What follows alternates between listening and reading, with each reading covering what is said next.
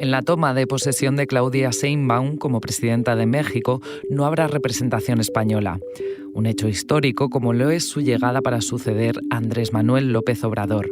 Vamos a tener la mejor presidenta de México.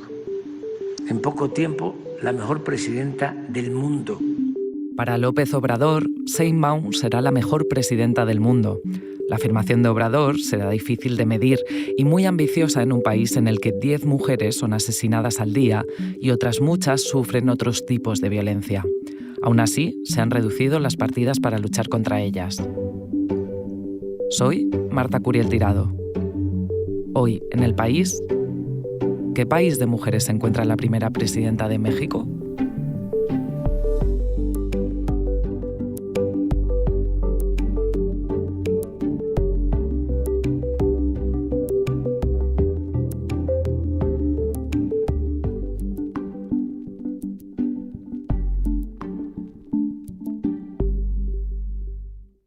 Las mujeres podemos ser presidentas y con ello hago una respetuosa invitación a que nombremos presidenta con A.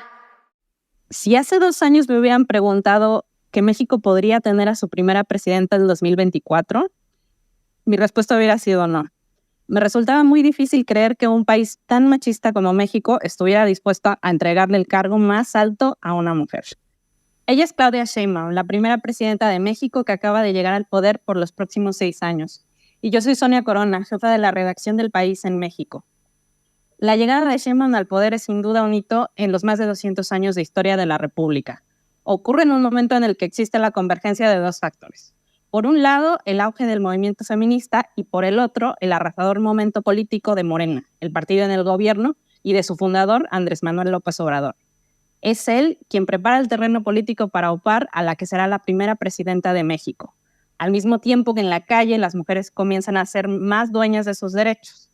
Es verdad que Sheinbaum ha tenido una relación difícil con el feminismo, con el que se ha enfrentado justamente en esas calles, pero en los últimos meses, ya como presidenta electa, ha mostrado algunos guiños hacia las mujeres, con un discurso en el que promete que no se olvidará de ninguna. Así como decimos, jueza, abogada, científica, ingeniera, con A, porque como nos han enseñado, lo que se nombra existe.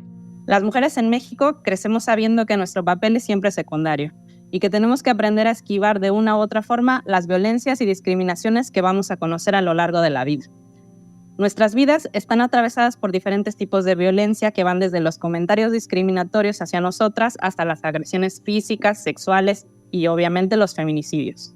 Están en todas partes. No importa en qué ciudad vivas, qué edad tengas o a qué te dediques. Todas las mexicanas saben que en algún momento de su vida verán, escucharán o serán víctimas de alguna de estas agresiones. Nos cuesta trabajo creer que podemos ser y hacer lo que queramos. El poder político en México, por ejemplo, casi nunca está asociado a una mujer. En ese sentido, la historia ha sido un poco lenta con nosotras. El derecho al voto para las mujeres se obtuvo en 1953, pero fue hasta 1979 que hubo una gobernadora estatal. Y apenas en 2018 el Congreso logró ser paritario. Y eso ocurrió después de una reforma electoral que estableció cuotas para impulsar a más mujeres en la política. Es todavía común ver en el Senado o en la Cámara de Diputados a legisladores hombres que agreden a sus compañeras o las ningunean a la vista de todos. El papel de las mujeres políticas es prácticamente nuevo y todavía queda pendiente una cultura que las involucre y las valore. No llegó sola, llegamos todas, con nuestras heroínas que nos dieron patria, con nuestras ancestras, nuestras madres, nuestras hijas y nuestras nietas. La nueva presidenta reconoció en este discurso que su llegada a Palacio Nacional, que es la sede del gobierno en México, era también el fruto de varias generaciones de mujeres que se involucraron luchando por los derechos de todas. También podía notarse que Sheinbaum era muy consciente de la responsabilidad y de la deuda histórica que lleva a cuestas. Puso mucho énfasis en que su atención estaría primero con las que menos tienen, un poco en línea discursiva con lo que su antecesor dice, pero también se percibe entre líneas esa vivencia personal, la de ser una mujer mexicana, una experiencia que ninguno de sus antecesores posee. Y aún así, su entorno también le exige tanto como a las demás. Sheinbaum tiene todas las credenciales y lo ha hecho prácticamente todo. Ha sido activista, primero por las causas de los estudiantes y después abiertamente por todos los temas que han defendido desde la izquierda en el país. Tiene un doctorado en un país de 127 millones de habitantes en el que apenas 7,000 mujeres lo han conseguido. Y no solo tiene una carrera académica, es madre, es abuela. Y en su haber político está que ha sido alcaldesa de Tlalpan, un municipio al sur de la capital, y gobernadora de Ciudad de México, la ciudad más grande de América Latina. Sheinbaum ha tenido que demostrar a lo largo de su carrera política que tiene lo que se necesita para ser presidenta. Cuando la perfilamos para el diario, sus allegados nos contaban que es una mujer muy disciplinada y firme en sus decisiones. Aún con esta historia de vida, se le critica su cercanía a López Obrador y existe la incógnita sobre qué tanto podrá alejarse de él. Hola, Almudena. Hola Marta, ¿cómo estás? Escuchábamos a Sonia Corona, jefa de la redacción de México, dando un panorama general del país que se va a encontrar Claudia Sheinbaum. Tú eres reportera especializada en género, también en México, así que te propongo que hagamos un recorrido por los temas más relevantes que afectan a las mujeres para entender también los retos de la presidenta. Quisiera empezar por la educación de las mexicanas. Claro que sí. La situación es esta. En México, más de 4 millones de niñas, niños y adolescentes no van a la escuela y unos 600.000 están en riesgo de abandono escolar. Son datos que da UNICEF. Ahora, volviendo al asunto de las niñas, digamos que México consiguió en la última década que las oportunidades de educación para ellas aumentaran casi hasta el mismo nivel que la de los niños. El problema ocurre a medida que las niñas se van haciendo mayores. Ahí es cuando la desigualdad se hace más evidente. Muchas son madres muy pronto o son obligadas a casarse y en este momento la mayoría abandona sus estudios y no los vuelve a retomar. Y como va a pasar a lo largo de toda nuestra conversación, Marta, las dificultades siempre serán más duras y las regiones con más pobreza. En muchos casos hablamos de una triple discriminación por ser mujeres, por ser indígenas y por ser pobres. Estamos hablando de unos 24 millones de mujeres pobres. Las cifras oficiales muestran que las chicas pasan menos años en la escuela que los hombres. Y a medida que pasan los años, más mujeres van abandonando la escuela, sobre todo en entornos rurales. Toda esta descripción que me acabas de hacer, Almudena, evidencia la desigualdad total con los hombres. Te quería preguntar cómo es después el acceso al empleo. Las mujeres en México representan el 46% de la fuerza laboral en el país.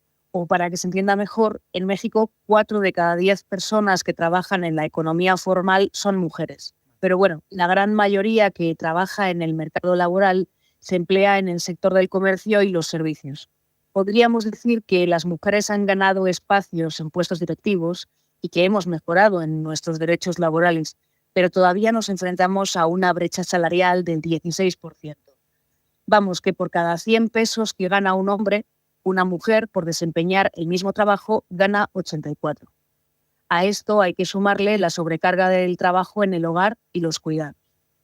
Por otro lado, hay 13 millones de mujeres que trabajan en la economía informal.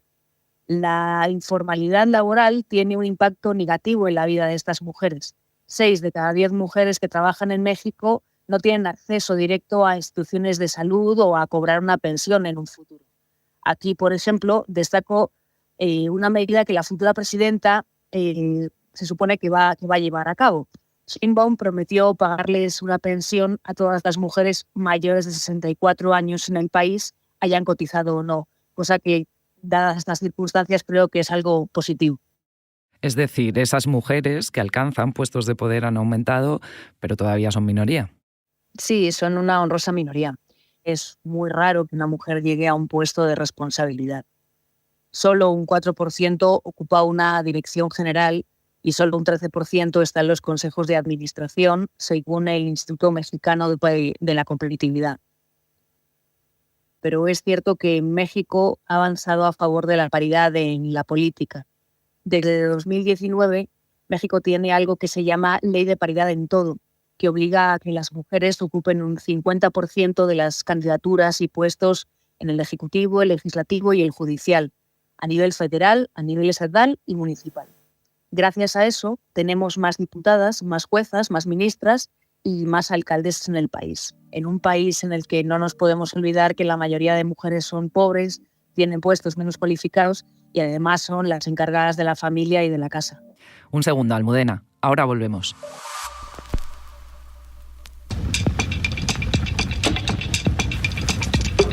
¿Os apetece un viaje especial? ¿Una buena dosis de ingenio, de aventura, de fantasía y de calidad?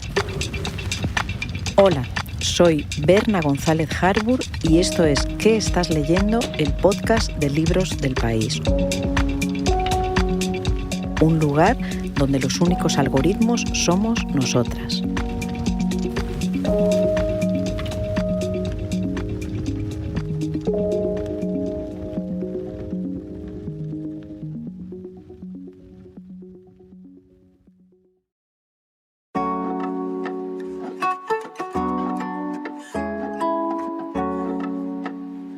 Almudena, estábamos hablando de qué país de mujeres se va a encontrar la primera presidenta de México de la historia y me decías que todavía hay una fuerte desigualdad para las mujeres en el entorno laboral y que además tienen la carga de los cuidados en las casas. Sí, el trabajo de cuidados comprende dos tipos de actividades que se superponen. Por un lado están las actividades de cuidado personal y relacional, como dar de comer a un bebé o cuidar de un familiar enfermo. Y por otro lado, las actividades de cuidado indirecto, como cocinar o limpiar. En México ese trabajo lo realizan las mujeres en un 76%, lo que implica una doble o triple jornada laboral para ellas y un reparto desigual de todo lo que tiene que hacerse en una casa o en una familia.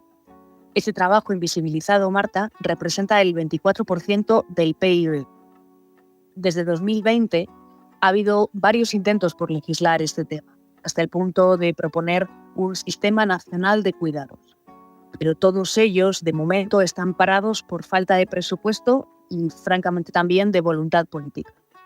Este es uno de los temas que prometió Sheinbaum si llegaba al poder, así que veremos cómo avanza en los próximos años. El sistema de cuidados sería un conjunto de políticas que garanticen el bienestar físico y emocional de las personas que lo necesitan. Y algo muy importante, también reconoce que hay que redistribuir ese trabajo invisibilizado del que hablábamos. Son muchas promesas de Sheinbaum a las mujeres, a la mayoría de mexicanas, pero ¿dónde están los hombres? ¿Qué papel juegan? Pues te voy a dar otro dato revelador. Hay más de 4 millones de hogares con padres ausentes, por ejemplo. Digamos que el abandono de los hijos es algo bastante normalizado en el país. Esto quiere decir que esos más de 4 millones de familias cuentan con un sustento gracias al trabajo de una madre autónoma, lo que en México se conoce normalmente como madres de familia. Y con este panorama, con esta carga, ¿qué hay de la maternidad? ¿Las mujeres mexicanas se plantean retrasar la edad de tener hijos, incluso de no tenerlos? Pues sí, por los datos estadísticos que tenemos de los últimos años, pero francamente no todas tienen el lujo de plantearse ese tema. En México ser madre es algo que todavía está muy arraigado en la cultura. La edad media de tener hijos en México es de 21 años. La tasa de natalidad sigue siendo alta y tenemos un grave problema de embarazo adolescente e incluso infantil que tiene mucho que ver con el abuso sexual en el entorno familiar. Eso sí, la media ahora son 2 hijos por mujer, cuando hace 20 años la media eran 4 hijos. La llegada al mercado laboral de las mujeres tiene que ver con esta bajada, pero también creo que está relacionado con lo que hemos avanzado en derechos sexuales y reproductivos. Tener la elección es un privilegio que te llega dependiendo de la clase social a la que perteneces, precisamente por la pobreza en la que muchas viven, pero también por el limitado acceso al aborto que hemos tenido como país. En 2021, la Suprema Corte de Justicia despenalizó la interrupción del embarazo en todo el país, pero todavía estamos luchando para que sea una realidad y para que sea tratado como un derecho y un tema de salud pública.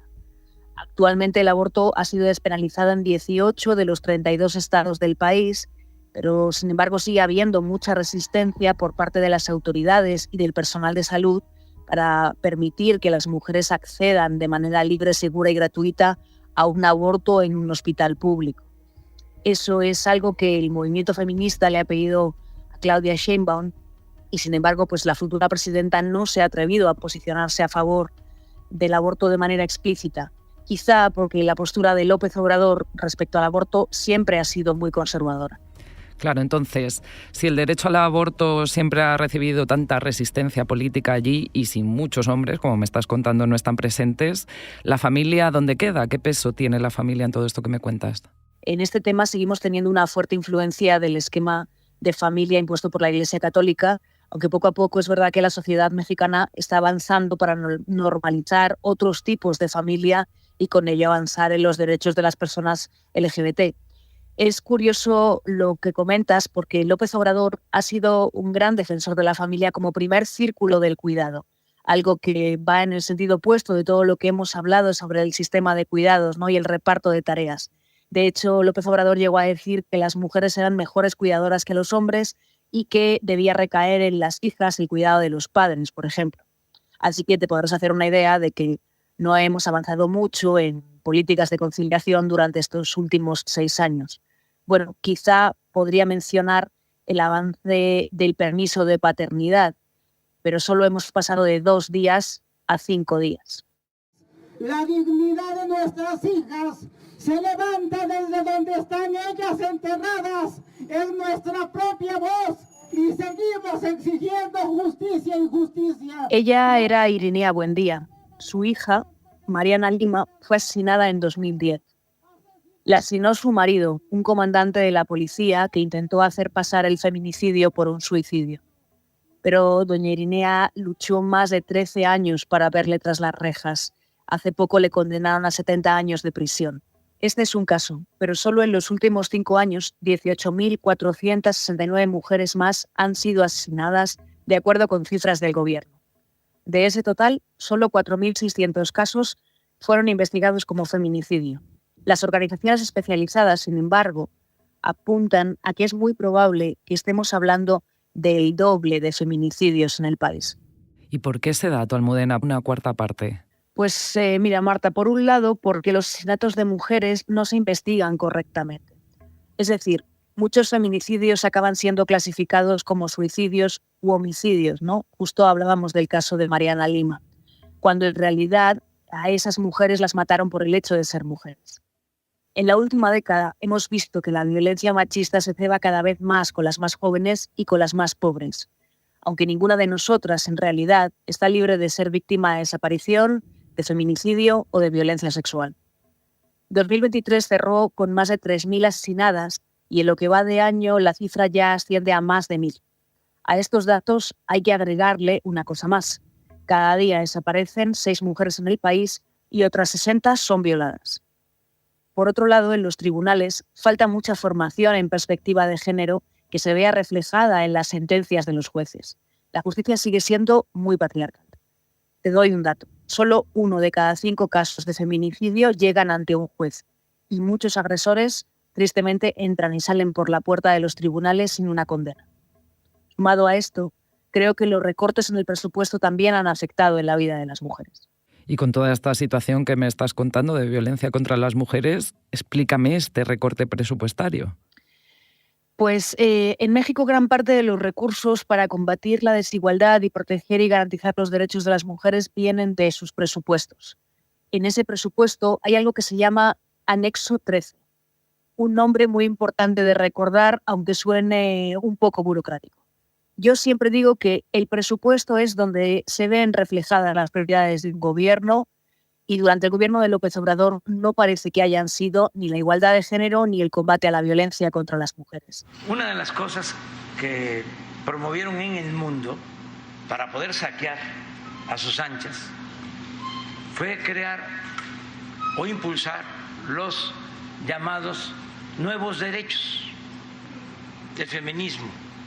Este tipo de discursos contra el feminismo de López Obrador se vieron reflejados sobre el papel precisamente porque el anexo 13 aumentó bastante en el último año, pero al analizar en qué se destinaba, nos dimos cuenta de que casi el 90% de ese dinero público se iba a programas del gobierno que no tienen nada que ver con combatir la violencia de género o combatir la desigualdad.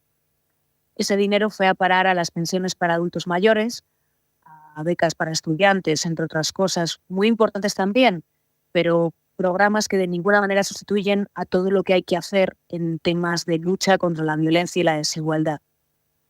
Por ejemplo, los programas que atienden a víctimas de violencia o se encargan de las alertas de género en los estados vieron recortado su presupuesto o tuvieron incrementos insignificantes por debajo de lo que creció la inflación. Los especialistas y las organizaciones denuncian el riesgo de estas acciones porque hay muchas vidas de mujeres en juego. Ojalá que la próxima presidenta se tome en serio este tema y coloque a las mujeres en el centro de sus políticas públicas. Desde luego tiene un gran reto por delante. Almudena, ahora escucharemos de nuevo a Sonia Corona para que me dé algunas pistas de cómo va a ser ese futuro inmediato. Así que gracias por contarme qué país de mujeres se va a encontrar la primera presidenta de México en 200 años. Gracias a ti, Marta.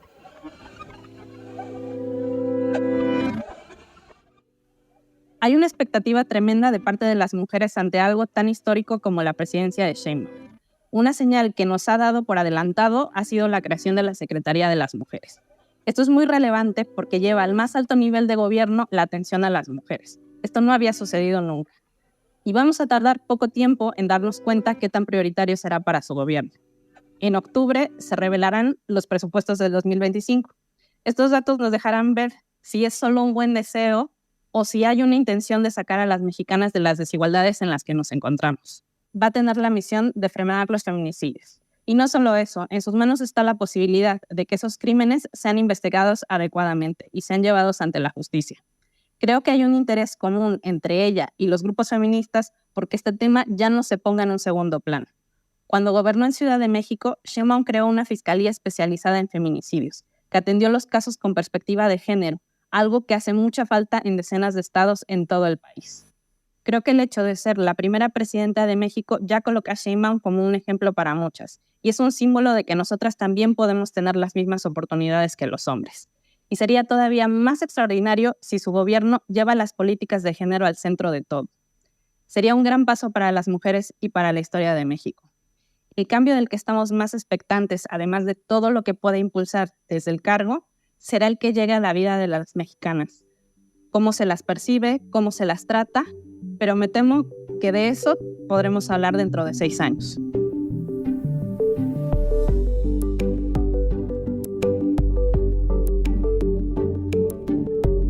Este episodio lo ha realizado Elsa Cabria.